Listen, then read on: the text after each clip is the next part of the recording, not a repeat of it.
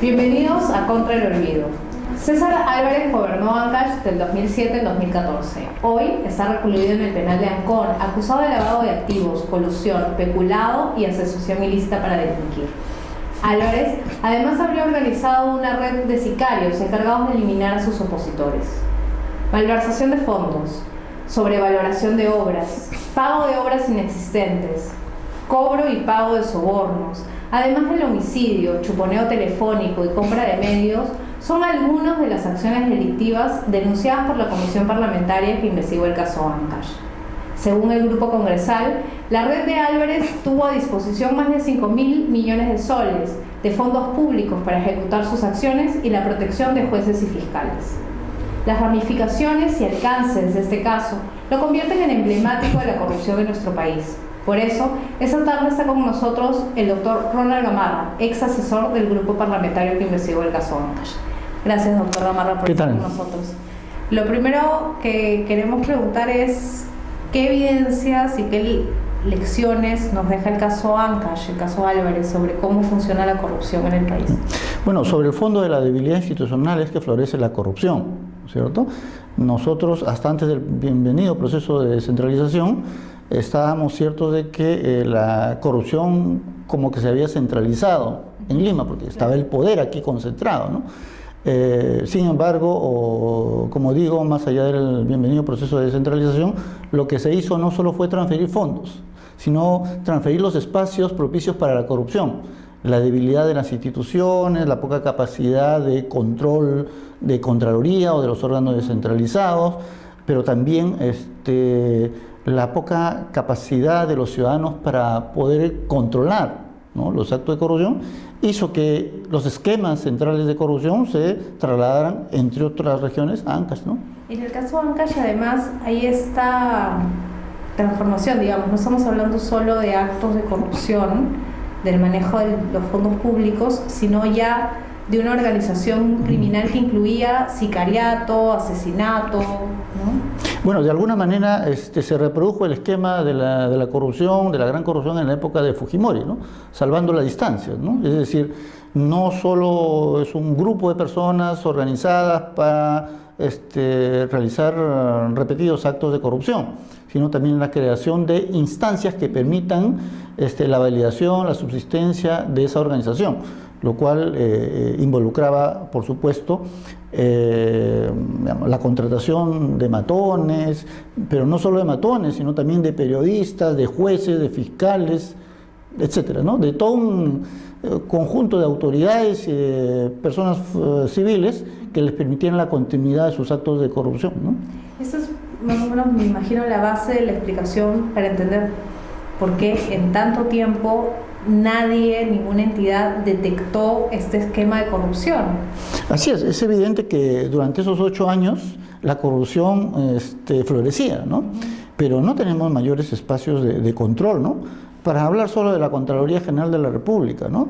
Hizo N acciones de control, sí, pero ¿qué controló? El lapicero, la compra de lapiceros en el distrito X, la compra de papeles o de carpetas en el distrito Z, pero la gran corrupción, esa supuestamente no la vio, ¿no es cierto? Entonces, para justificar una actividad, hacía cosas absolutamente menores, pero dejaba pasar la gran corrupción, ¿no es cierto? La pregunta ¿es negligencia o complicidad? O complicidad, ¿no es cierto? ¿no? ¿Cómo entender por supuesto el trabajo ineficiente? Así es, ¿no? Eso, por el tiempo que duró, digamos, ¿no?, y la complejidad de la red, es evidente que más huele a complicidad que a negligencia, ¿no? ¿Y el rol de entidades como el Poder Judicial o el Ministerio Público? Es fundamental, ¿no es cierto? Por eso es que las grandes organizaciones corruptas tienden a ejercer control sobre estas instituciones, ¿no? Fujimori controló el Poder Judicial, el Ministerio Público. Bueno, César Álvarez en Ancash controló sectores especializados de la Fiscalía y del Poder Judicial, ¿no? No solo eso, sino se dio el lujo de lograr que el Consejo Nacional de la Magistratura pudiera nombrar como fiscales a personas que pertenecían a la organización política de César Álvarez, ¿no es cierto? Entonces, donde había un problema legal incluso, ¿no es cierto? Bueno, y estos fiscales y jueces nunca investigaron absolutamente nada, ¿no? ¿Qué riesgos hay de mantener estos esquemas de corrupción, de estos esquemas de blindaje, ¿no? Mientras persistamos con la debilidad institucional, mientras hayan espacios propicios para la corrupción en la administración pública, los peligros están ahí latentes. Es decir, mientras estamos hablando, probablemente se estén perpetrando actos de corrupción, no solo en Lima, sino también en las regiones, ¿no? Y lo segundo es que creo que la ciudadanía ha despertado, pero no tanto como yo quisiera, ¿no es cierto? Entonces, todavía los ciudadanos rumiamos nuestra cólera frente a la corrupción, pero no nos movilizamos, no nos organizamos, ¿no es cierto? Entonces, somos buenos para la crítica del día, pero si no nos organizamos y no controlamos con efectividad, la corrupción va a seguir. En el caso de Ancash y de Álvarez, hay además un elemento que también lo vuelve complejo y emblemático, que es estas ramificaciones y estos vínculos con otras organizaciones criminales, ¿no es cierto? Ustedes encontraron vínculos con Orellana, sí, con claro. el caso Belaún de López y ahora con el caso de Lavajato, ¿no? Bueno, claro, o sea, porque entre las entidades que ganaron licitaciones estaba Odebrecht también, o consorcios vinculados a Odebrecht, ¿no? Y entre las empresas pequeñitas que ganaron algunas licitaciones y que no tenían cómo justificar, digamos, su poder económico para llevar adelante las obras, recurrieron a estas cooperativas que irregularmente expidieron cartas fianza, ¿no? Y la que más expidió fue la cooperativa de propiedad de Orellana, ¿no? Entonces, digamos, como que los malos se juntan, siempre. ¿Qué hacemos Bueno, para romper estos esquemas?